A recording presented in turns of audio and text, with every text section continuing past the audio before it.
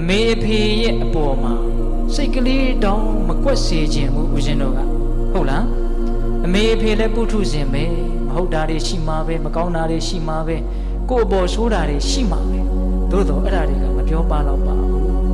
သူတို့ကကိုယ့်အပေါ်မှာကောင်းတာတွေသူတို့ကကိုယ့်အပေါ်မှာထားတဲ့မေတ္တာတွေနဲ့စာရင်ကိုယ်စိတ်တိုင်းမကြတာသူတို့မကောင်းတာတွေကနည်းနည်းလေးပါ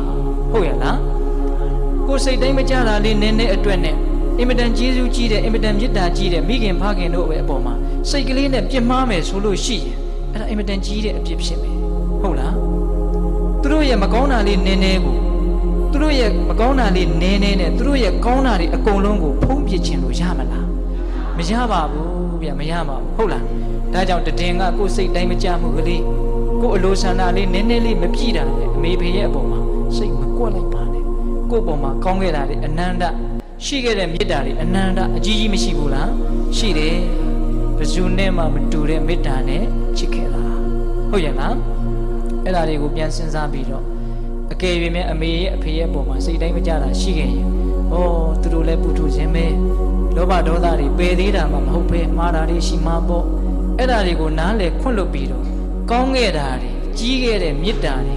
များခဲ့တဲ့ကျေးဇူးတွေကိုစဉ်းစားပြီးတော့အမေဖေရဲ့အပေါ်မှာပြုစုလှုပ်ကြွေးတဲ့စိတ်ပြုစုလှုပ်ကြွေးတဲ့အမူအရာတွေရှိဖို့မလိုဘူးလားအကယ်၍ပစ္စည်းဥစ္စာမတတ်နိုင်ဘူးဆိုရင်လည်းပဲလူတိုင်းတတ်နိုင်တာရှိပါလေအဲ့ဒါကဘာလဲဆိုတော့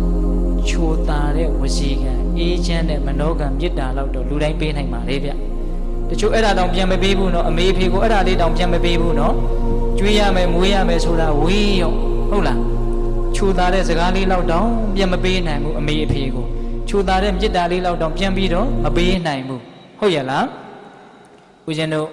အမေအဖေဆိုတာသားသမီးတွေရဲ့အပေါ်မှာဘယ်သူနဲ့မှမတူတဲ့မေတ္တာနဲ့ချစ်တာ